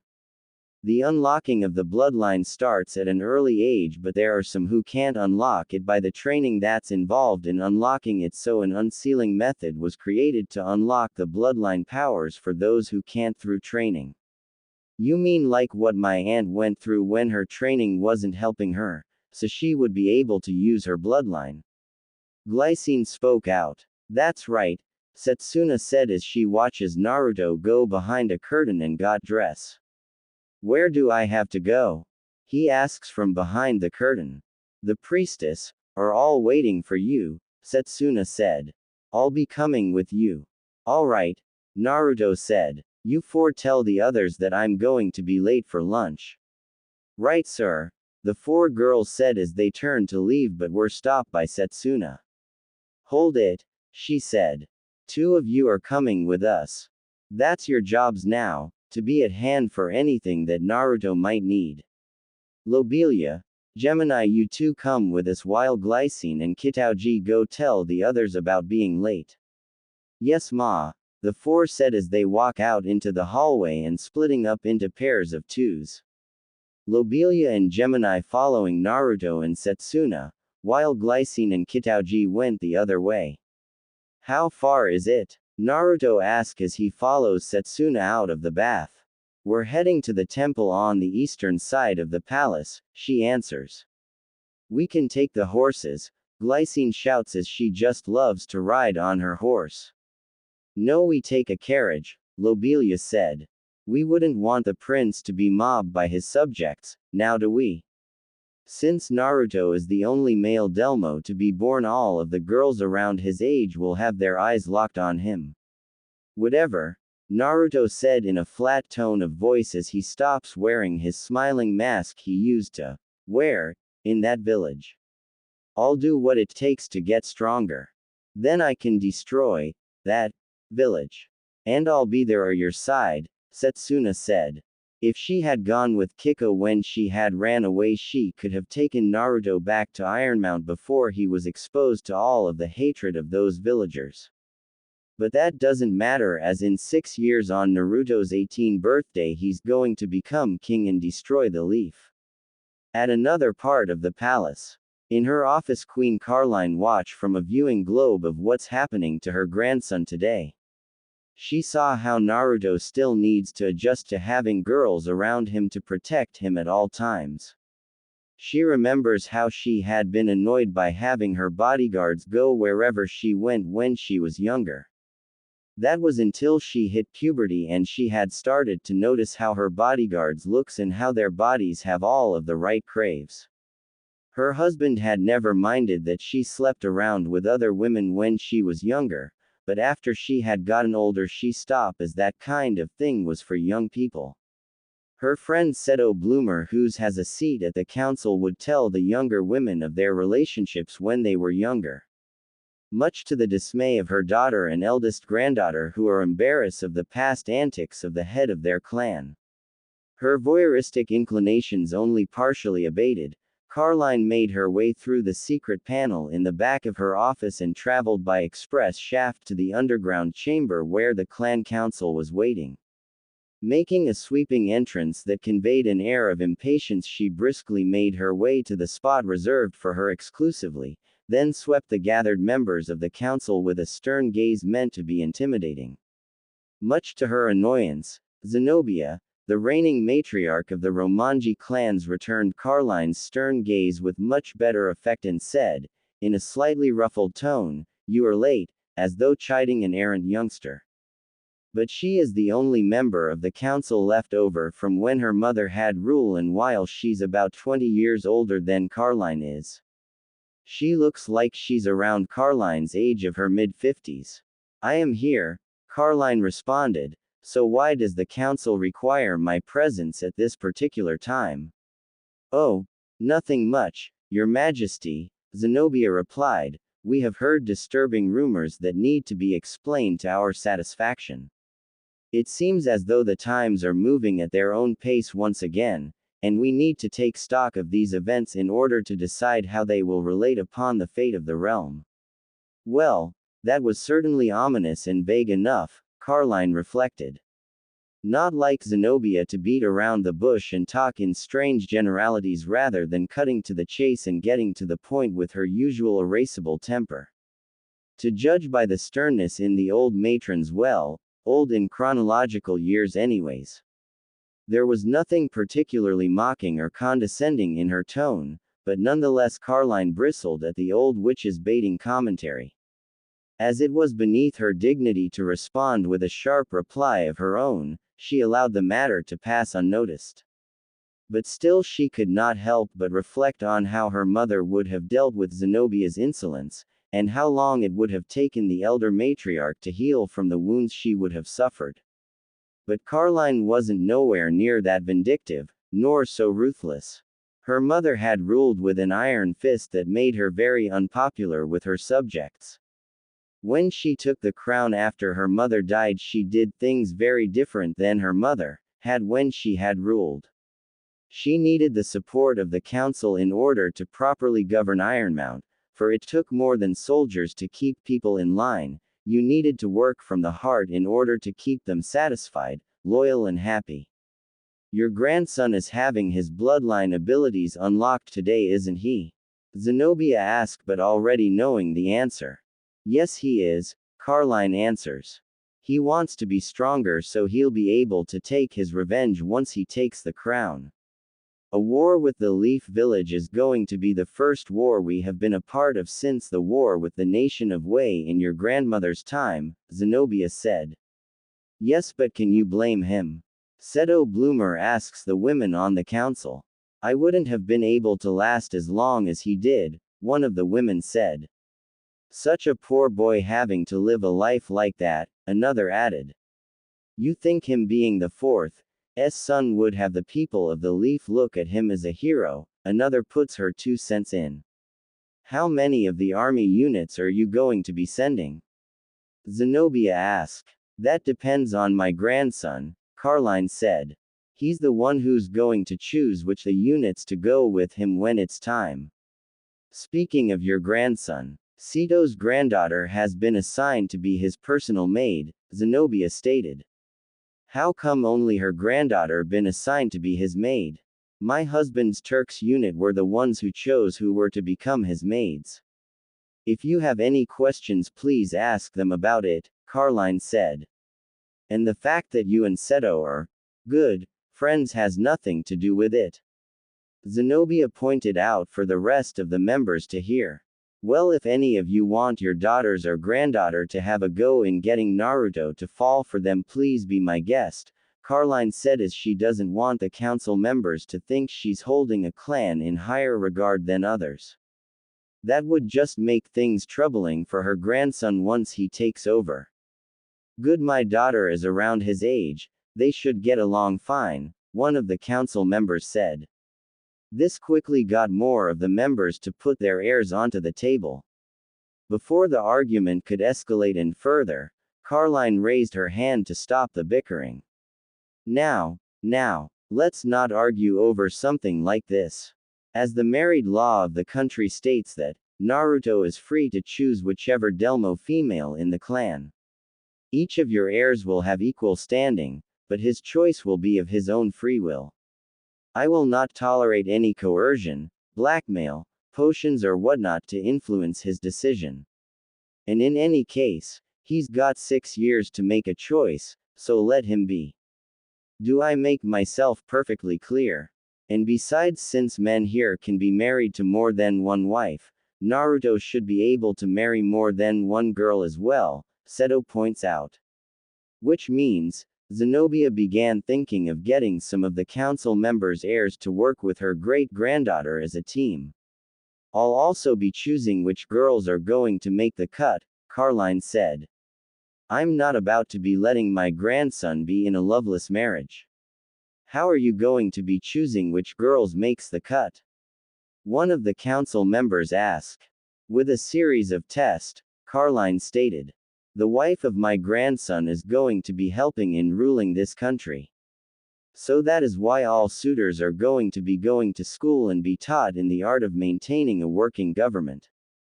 And for those who are fighters, they'll be tested in their fighting abilities, as I don't want Naruto to be married to a girl who can't defend herself. Since he can't be married until he's 18 years of age, he'll have the time to get to know the girls and I'll be able to see which of them makes the cut. Those who don't will be sent back home. But of course, if Naruto takes a liking to one of the girls who isn't that good in either studies, I'll be fine with it and let them stay. Besides, none of them could be as bad as Hunrock when he became your husband, Seto said, causing all of the women to laugh. In the village of the Leaf, Hinata began tapping her fingers together as she waited in her homeroom. She was called over to her classroom along with a couple of other girls from her class and some who she has never seen before. One of the girls she did kind of know is the girl who works at the ramen stand Naruto used to always go to.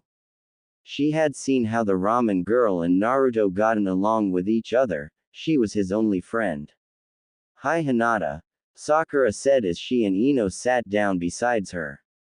Hello, Hinata mumbles. Do you know why we were all summoned here? Ino asked. I heard it has something to do with that Naruto kid, a girl sitting behind them spoke.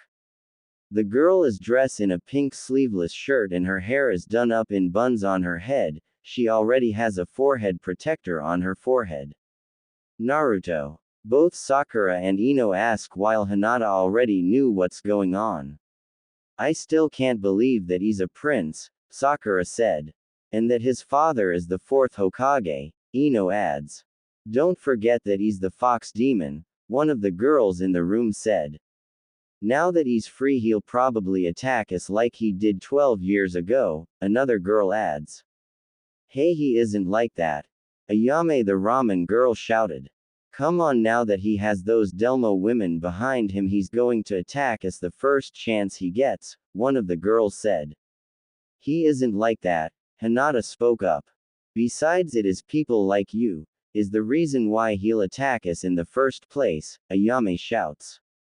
You're just saying that because he's your family's ramen stand's best customer, a girl snorted. No, because I'm his only friend in this entire village, Ayame said back. Which is why I chose her and Hinata for this important mission, the third said as he enters the classroom followed by a handful of older Leaf Kunoichis. Those who spoke badly about Naruto, please remove yourselves from the room before you're thrown out. This mission is too important for your views on Naruto to endanger it. What? Shouts one of the girls who were talking about Naruto. Leave now, a blonde woman with a huge chest shouts, stamping her foot down, making the entire classroom rumble. The girls all got the message and quickly left the room, leaving only the ones who weren't talking badly about Naruto in the room.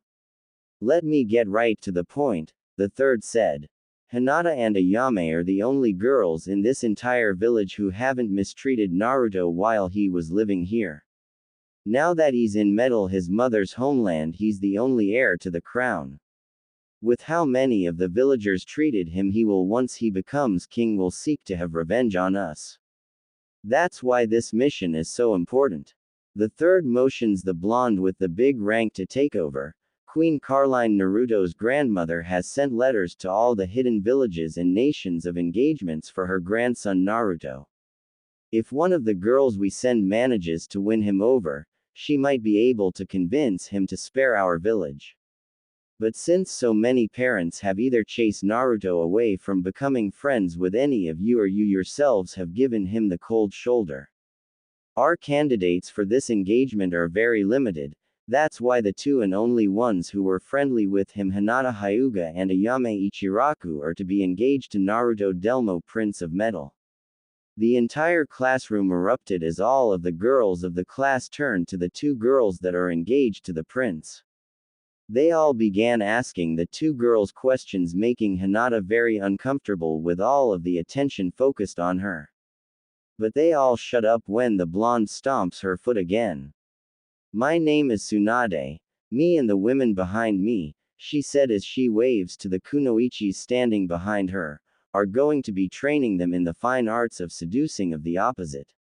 "Why are we here then?" Sakura asks as all of the girls of the class are wondering themselves. "We're allowed to send a small escort with the girls we're sending. We decided to bring only girls as there aren't any boys here that are his friends. Me and the others, besides training Ms. Hinata and Ayame, are also going to be choosing which of you girls are going with them. In 2 months all the girls engaged are going to metal, which leaves us with very little time. We're going to decide which of you girls are coming on the base of how you have treated Naruto in the past and your own personal views on him. Once in metal, we have only 6 years to erase the hatred he has for this village so that Hinata and Ayame have a shot of winning him over. The marriage age in metal is 18, so it gives us some time to heal wounds. But with everything that he has learned that was kept from him for all of this time, getting him to trust anyone from the Leaf will be a long uphill battle. But if we don't try, then there's no hope in avoiding a war with metal once Naruto becomes their first king." In Ironmount, Naruto lays on his back strip of everything but his undergarments on top of a stone table as all of the priestesses of the temple chanted around him. They were dressed in white gowns with golden belts, and each one was beautiful, like most of the women of Ironmount. Standing at ready around the table stood 7 tall women with sandals on their feet that were wrapped with leather thongs around their calves. A short leather skirt, looking more like armor, defined their muscular thighs. A light, loose garment of gossamer green poked out loosely from beneath their leather armor that had accentuated forms, and their armor gave way to their muscular arms. From there they had long, smooth necks upon which rested their individual, beautiful faces that were crowned by silken hair of different colors that hung below their ears in stunning ringlets. Upon their heads each woman wore a helmet that went to a semi-rounded point at the top. The temple guards in traditional armor of the temple guards. "How long does this last?" Lobelia asked Setsuna and Glycine as they waited in the room. "It takes a while for them to unlock the bloodline," Glycine answers as she watches.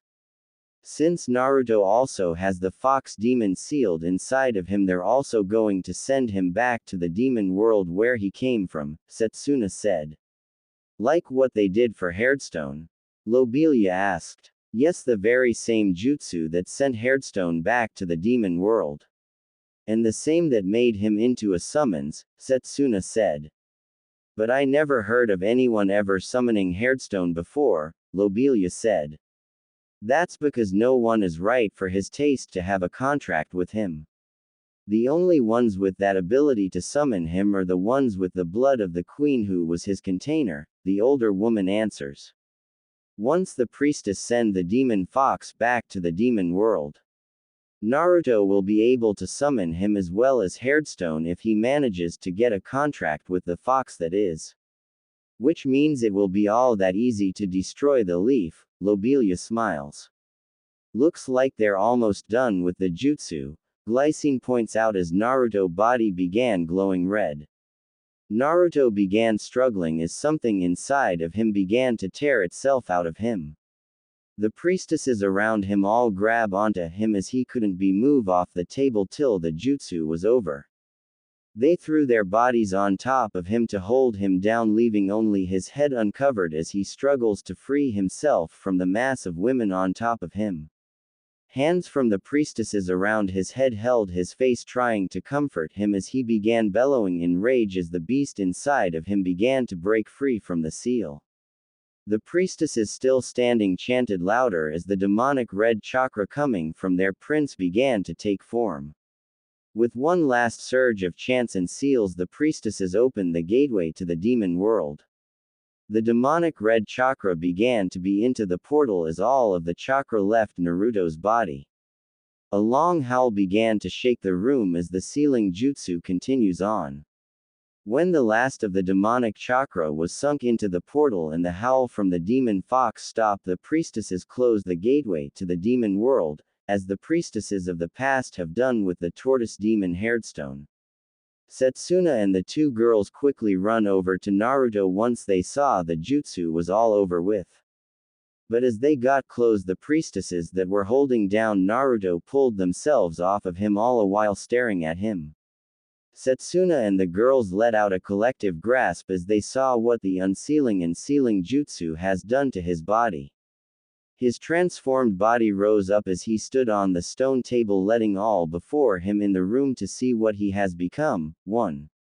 It's been 2 months since the training of the killer bees began under my command, Shuan-Yu said as she speaks in front of the panel of top-ranked white Delmo commanders all seated in a horseshoe-shaped conference table.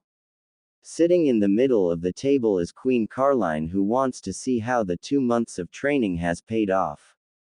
Aren't you forgetting someone? Diao Chan said as she shoots her rival a look.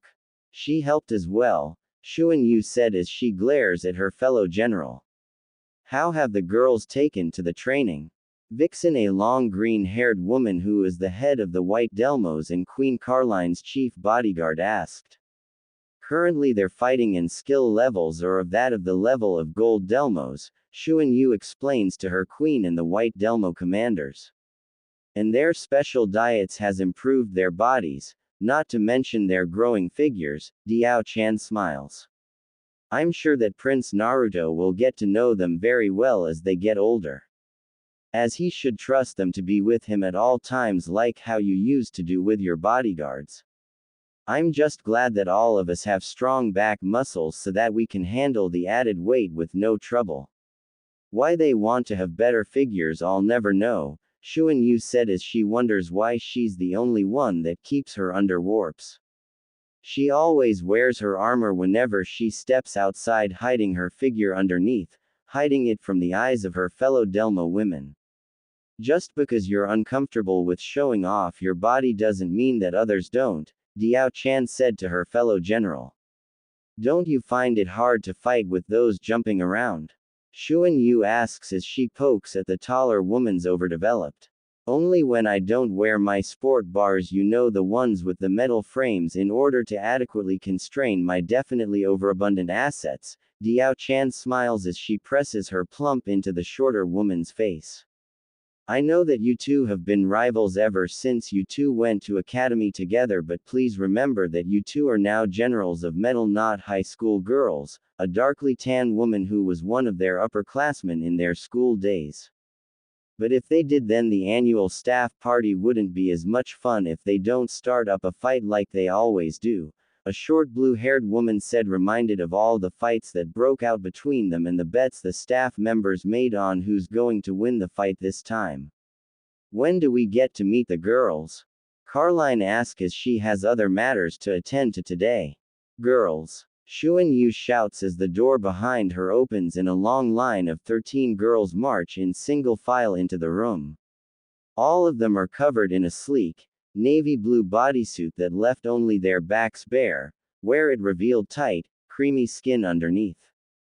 Their bodies are toned, tight, a well-oiled fighting machines, evidence of years of the training they have done in the academy and the 2 months of harsh training regimes imposed on them by the two generals. They moved with the ease and fluidity of a tiger or panther stalking its prey, jumping and leaping as if gravity meant nothing to them and did nothing to weigh them down. Their bodies are of that belong to an angel, in more ways than one, the white Delmo's commanders observed. All of them wore red berets, red ties that nestle between their developing combat boots that are spite-shined, and red gauntlets. Two of the girls look alike down to the same build and hairstyle, but one of them wore a gas mask over her face. The young girls formed a single line shoulder to shoulder as they faced their commanders and their queen. They stood proud with their chins held high and chests pushed out. They all have an air of confidence around them that they developed throughout their training they have done over the last 2 months. All of the girls have grown stronger than they were when the training had began and will continue as they're going to take shifts so that they can continue on with their advanced training to protect their prince. We the Killer Bees are here to serve, Cammy the leader of the Killer Bees said as she stood in the middle of her unit. And who do you protect? Carline asked all of the girls standing before her. Your grandson Prince Naruto, Junie answers. The future king of metal, Julie adds. And what else? Carline asked the other girls. We will lay down our lives to protect him, Anero said. Use our bodies as shields to protect him from any attack, Favrier said. We will hunt down any foe that tries to harm him, said Mars. Stay by his side in any kind of dangerous situation, said Aprile. We are his to do as he pleases with, Satsuki said. Whatever he wants of us we will do. Our bodies belong to him now, Santamu said. Make sure that everything that passes into his mouth is safe for him to eat or drink, Shiu said. To bath with him so he'll never be out of our sights for a moment, Jianyu said. Sleep with him to make sure he's safe at night, Noembalu said. And most of all to show him that there are people who care for him, DiCapri said, her voice muffled under her mask. All good answers, Carline said, smiling as she sees that she chose wisely in the list of girls she picked from. The list was created from her husband's Turks units. As you all know, the girls that are to be engaged to Naruto are going to be arriving in the next couple of days before the engagement party 10 days from now. In that time I want all of you to get to know Naruto and earn his trust. Is it true that the Leaf is going to be sending girls as well? Cammy asked her queen. Yes, they managed to dig up 2 girls that haven't harmed my grandson. One Hinata Hyuga and Ayame Ichiraku. It looks like they're the only girls that treated him with any kindness while he lived in the Leaf. Hinata Hyuga is from the powerful Hyuga clan known for their white eyes and ability to see chakra flows in the living beings. She's very shy and used to watch Naruto while he trained by himself, developing a crush on him. But because she's so shy, nothing came out of it as she was too scared to even talk to him. As for Ayame Ichiraku, her family runs a ramen stand which Naruto ate at as it was the only place that would serve him. She's the only real friend he had there, Carline explains. Should we make sure that they don't have a chance with Naruto? Junie asked. Shouldn't be too hard to do, Anero stated, as all of them know the prince's view with his father's village. No, let them be. Those 2 won't be a problem. Hinata is too shy and Ayame cares for him more like a best friend than a lover, Carline said as she already had a profile done on all of the girls that are to be engaged to her grandson. But she'll still going to have those 2 girls of the Leaf be watch. It's the escort that I'm worried about. One of the 3rd Hokage students, Tsunade, one of the 3 Sanin, are going to be one of their escorts along with a couple of their young kunoichis, along with 3 boys who are besides Ayame are the closest thing he had to having friends. What do you want us to do with them if they prove to be a treat to the prince? Julie asked. Crush them, Queen Carline said with no emotion in her voice but cold fury. As you command, all the Killer Bees said at once. In another part of the castle. He's really pushing himself today, Erika said, worrying about Naruto as she watches him train with the older Konoha nin from different ranks, as each unit had their own strengths and weaknesses. He's doing what he wants to, Setsuna said as she watches the women attack Naruto from all sides. She ordered them to attack him, holding nothing back as he wanted. She's amazed of how fast and how strong he has become over a short period of time.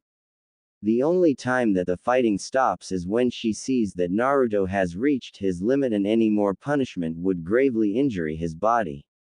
Even now, with the unforeseen side effects from the sealing jutsu that sent the nine-tailed fox back to the demon world where it came from. I hope that he doesn't hurt himself too badly, Kokelikot said as she watches as the older women fighting in a group against Naruto. Have some faith in him, Neko said as she pats the younger girl's shoulder. Lobelia, playing with her metal chain hanging down from her right sleeve, spoke up as she watches unblinkingly at what's before her. She's right, you know. Everything he's doing now he's doing out of an overpowering drive to be stronger.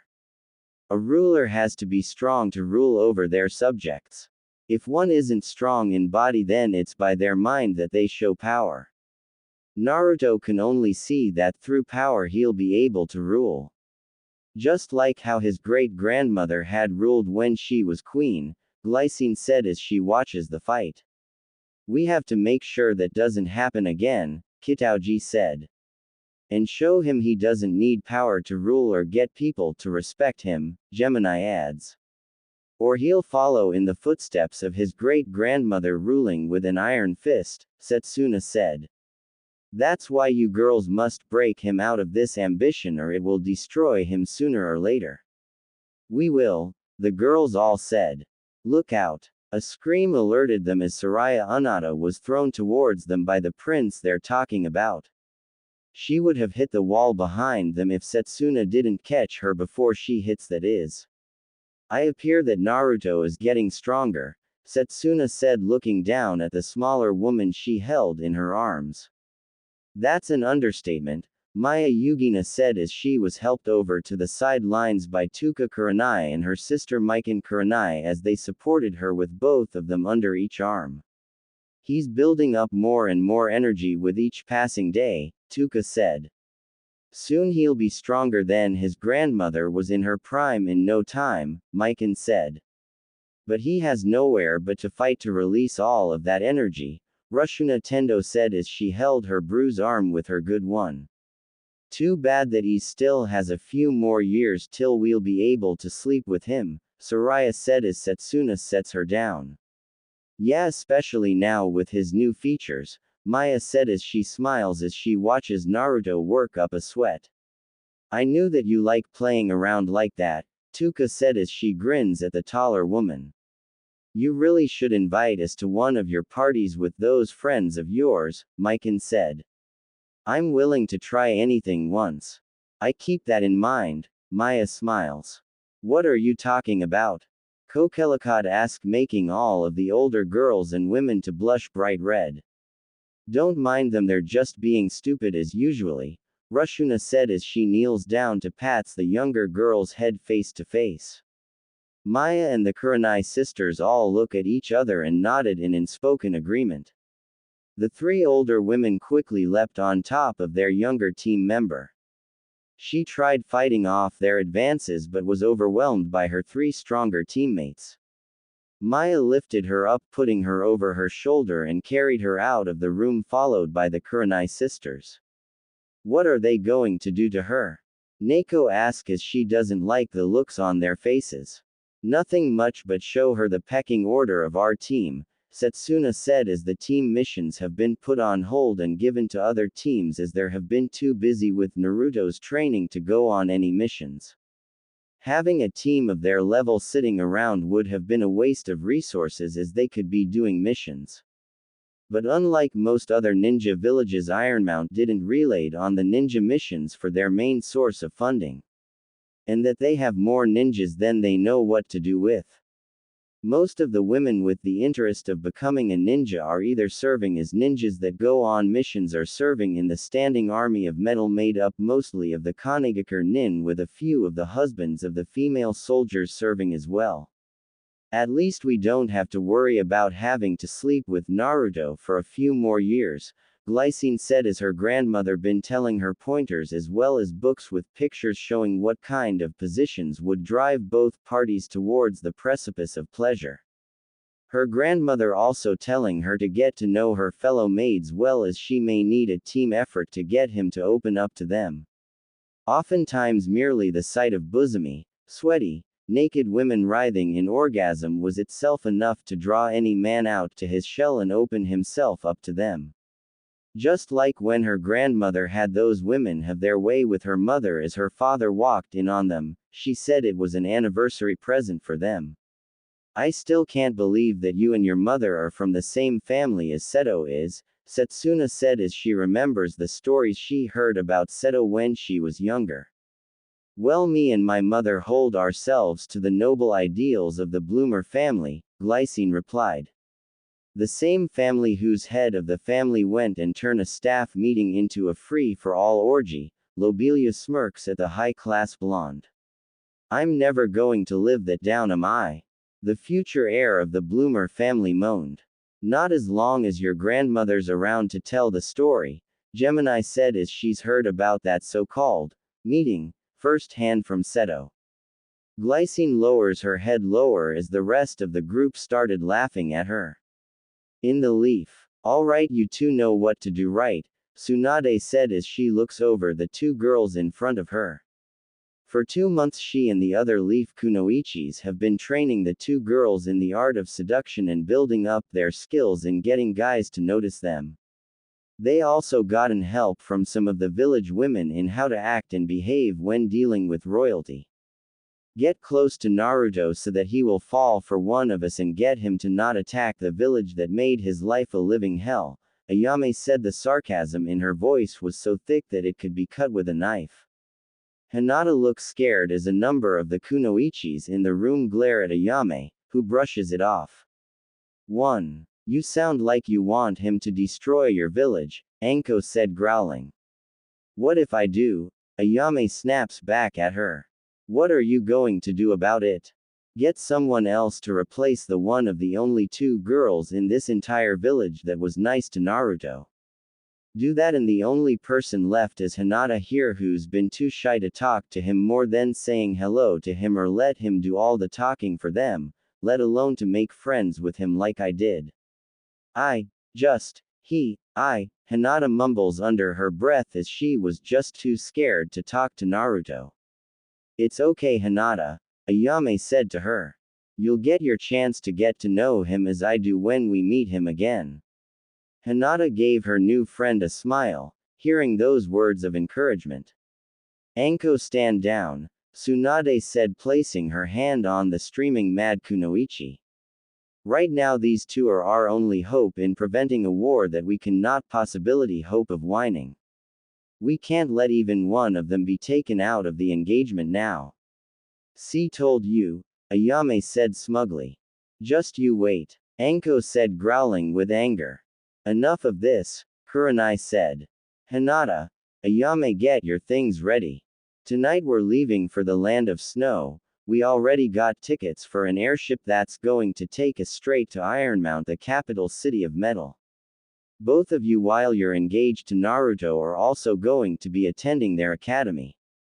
Queen Carline, Naruto grandmother wants her grandson to marry someone who's not only strong in body but in the mind as well. You'll not only have to get Naruto to trust you but also make the grade to stay in the engagement running. We only have a couple of days to get to Ironmount. If we miss the engagement party for all the girls that are to be engaged to Naruto, we'll be taken out of the running. I'll get my things, Hinata said as she already had her things packed already at her home. Me too, the sooner we get to the metal and away from here the better, Ayame said as she left the room. Are the others ready to go? Tsunade asked as she's going with the two girls as one of their escorts. Yes, they are, Kurenai sighed. I still can't believe what's happening to us. We're on the verge of a war that's going to destroy us. And it's the son of our hero that's going to war with us. And I can't blame him, Tsunade said coldly. None of you have no one else to blame but yourselves of what's happening now. Arashi only wanted the village he gave his life for to see his son as a hero. But instead all of you in this village only saw him as the fox demon instead of the son of your hero. Then why didn't you or the pervert take him when his father died then if you care so much for him? Anko said as she didn't want to be reminded of that fact of how they failed the fourth request. Because the third wouldn't hear of it as he wanted Naruto to grow up in the village of his father so he'll have a bond to protect the village of his father.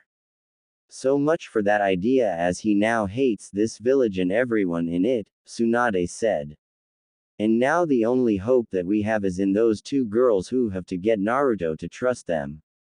Getting past all of the years of hate he has built up for this village. I have never seen the stakes stacked up so high ever. Naruto doesn't have any ties in this village anymore, or has to pretend to be nice when he sees us at the engagement party or treat any of us with any kind of respect. He knows that he can do anything to us and we can't do anything but let him do what he wants with us, since we can't do anything to him or we will start the war that he wants. This isn't a mission, this is a mission impossible. Far to the north of the land of metal, stepping out of the carriage that brought him to this cold land, a thinly pale man looked upward at a huge ancient fortress that seemed to have been carved straight out of the black rock that made up the icy mountainous landscape around him. They don't make them like they used to, the man thought, but then, they had never made them like this. The scale of the castle was enormous, with spires and battlements that dwarfed anything the man had ever seen before. The foundations of the fortress appeared to be rooted in living rock. The castle's three main towers sprouted from the black rock as if the entire structure had been formed from the stone rather than built. Two bridges that connected the towers high up were the only clear signs that this monstrosity was the work of human hands and not spewed up by the dark forces of nature. The design of the castle was both impressive and forbidding, radiating ominous power. The man shook off the feeling as he walks to the open gate of the castle as his mistress is waiting inside for him. High in the tower, as always, Tabitha wore a long black gown. It was slit very high up one leg, her creamy thigh poking through and immediately catching the eye of people as they see her. The front of the dress gaped wide, displaying plenty of Tabitha's pale snowy S, coming just short of exposing her nipples.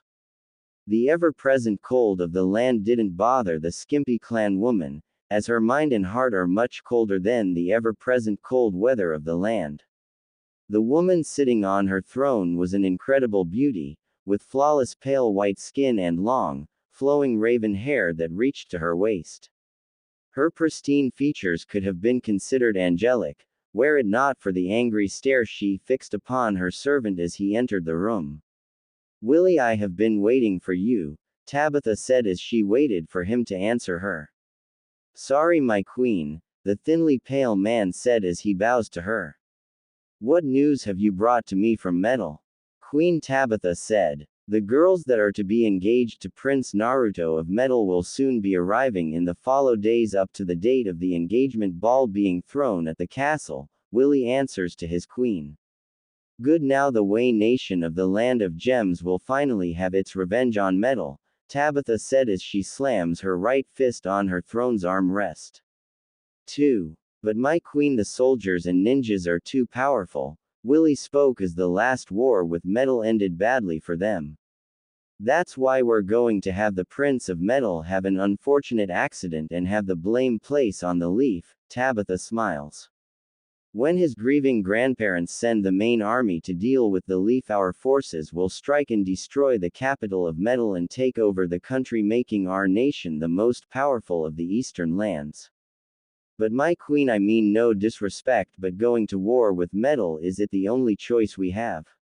Willie asked. "That's why I'm sending my daughter to be engaged with Prince Naruto."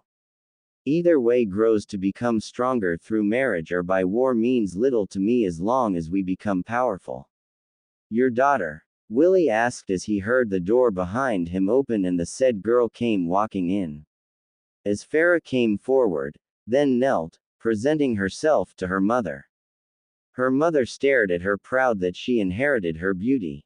Her long hair was a rich chestnut color, her eyes huge as she gazed up to her mother's face. She was only about 5 feet tall, as she has some more growing to do. She is dressed in a simply white gown with a gold band circling her waist. Her figure was already developing.